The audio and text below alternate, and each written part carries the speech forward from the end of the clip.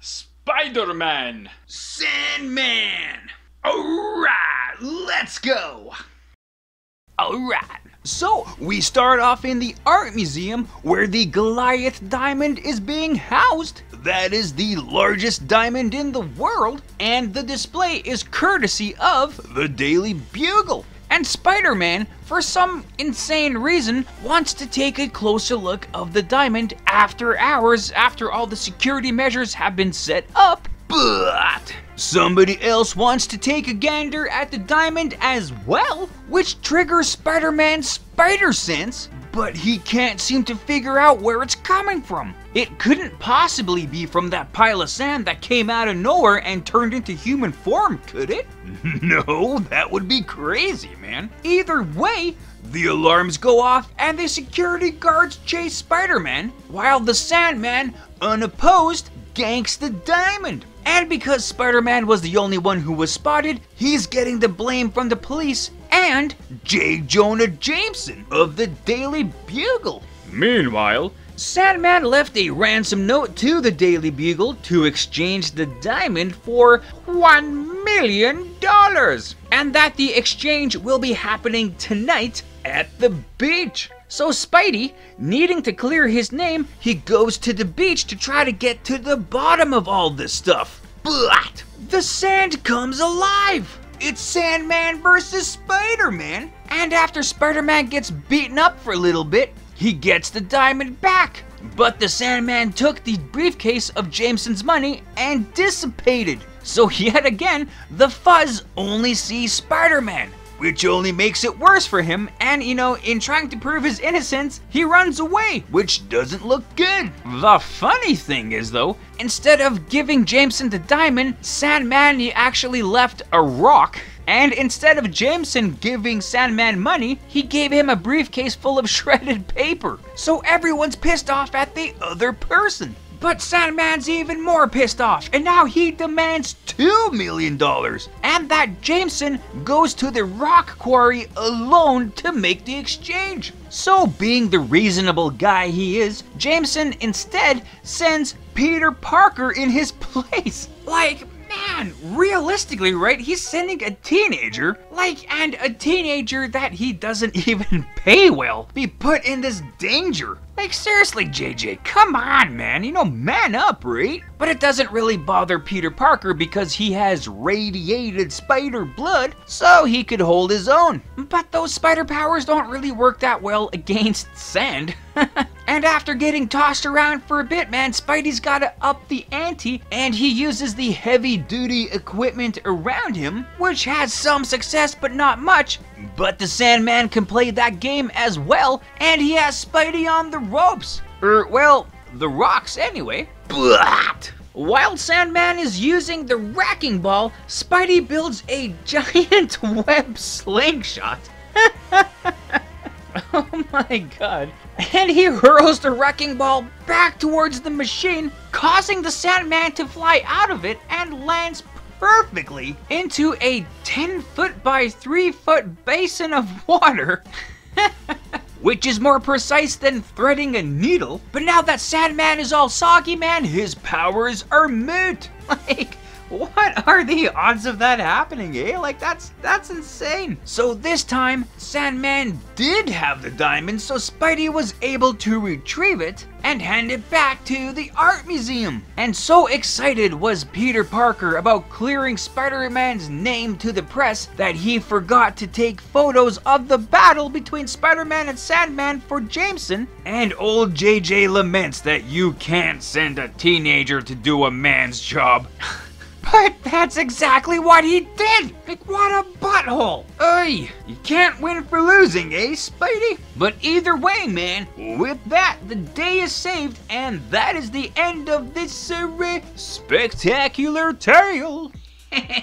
So indeed, as per usual for this cartoon series, man, that was an awesome episode. One thing I really do love about it, man, is Sandman's portrayal in this episode. Like, just as a character himself, man, like his voice, his demeanor, and everything, he's like a very serious, grounded kind of character, right? And for his powers, you know, like usually when you think of Spider-Man villains, you'll think, you know, automatically of like Green Goblin, Venom, Dr. Octopus, stuff like that, man. But like Sandman is quite a formidable foe. And they do a really excellent job of showcasing his powers, how he can blend right back into his environment and pop back up and like is quite a danger, right? Not to mention all of his, you know, technically shape-shifting abilities, you know, with different kind of weapons, for, you know, for hands made out of sand, you know, and stuff like that. So that's kind of the funny thing about this episode, right? Because, you know, the character is so serious and grounded, but then the rest of the episode goes completely squirrely. Well, I guess, you know, really didn't go squirrely, man, but geez, you know, like... One thing that always amazed me about this series is Spider-Man's abilities to make, you know, any kind of a weapon out of his webs, right? Like, he'll just kind of shoot his webs and it'll stop mid-air and all of a sudden he's got a baseball bat. Like, how the hell does that happen? And yes, even when I was a kid watching these episodes in rerun, I would still question that as well. Like, how is that possible that a webbing stops in mid-air, you know? But I didn't care as much, man, because it's such an awesome cartoon. And I guess I watch, you know, zanier shows like the original Batman show from the 60s, you know? But in this episode, man, he makes a slingshot out of webs like, you know, lickety-split. I know I'm thinking too much about this, but like, how is that possible, you know? It's something that's just always amazed and amused me. And for the record, I'm not a St. Louis Blues fan, but I really love this jersey, man. Especially this part. But there is more Spider-Man on the way. So yeah, the Sandman, eh? That amazing OG Spider-Man villain from the minds of Stan Lee and Steve Ditko. That amazing creative duo which created so many Spider-Man villains, and Sandman being quite the standout. So Sandman first appeared in Amazing Spider-Man number 4 in 1963. So our featured episode did not mirror the story in that comic issue, like, at all. They don't always do, I guess. The only similarities were that Sandman was going on a bit of a crime spree, and Spider-Man was trying to stop him, you know. Beyond that, totally different stories. But, you know, in Amazing Spider-Man number 4, we do learn a lot about the Sandman. His real name being Flint Marko, and also we learn in the comic from Channel 17 that Marko escaped from a maximum security prison, and as he fled, he hid in an atomic devices testing center where, wouldn't you know it, he was blasted by a nuclear test explosion, which killed him instantly and his story was over. The end. Oh wait, what? This is a comic book story? Right. No, it didn't kill him. Why would it? Instead, the blast merged his molecules with the sand at the location there, and boom! He's able to do all of his sand molecular powers and all that stuff. And I know he is quite the Spider-Man villain, but really, he would be quite the Anakin Skywalker villain as well, right? Like, I would actually really like to see that showdown. So at the end of our featured episode, Sandman is defeated by being bombarded with water and sogging him down so he can't use his sand powers. Whereas in Amazing Spider-Man number 4, he was defeated by a vacuum cleaner.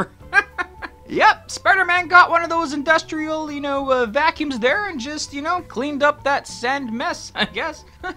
But hey, you know, Spider-Man's pretty resourceful, so whatever works, right? But Sandman's a pretty interesting villain, like later on in his comic book life, like we do see a bunch of changes with the guy. We learn that Flint Marko is not his real name, that's just his criminal alias, basically. His real name is William Baker, and eventually he started to go straight, you know what I mean? He started to get away from crime. Instead of being a super villain, he wanted to live the life of a superhero, which he did, right? Like, he was even one of the Avengers, or one of the Reserve Avengers at least. But either way, man, if you're running with the Avengers in any capacity, you gotta be a pretty good guy. And so yeah, man, whenever you do have a Spider-Man cartoon, you will always have the Sandman, and he will always really make life difficult for Spidey, which is great to see because he is such a great character. And it wasn't up until 2007 with Spider-Man 3 that we finally got to see Sandman in live action. You know, maybe may not be the best movie ever made, you know, but Sandman's portrayal in that movie was, you know, pretty good. Well, yeah,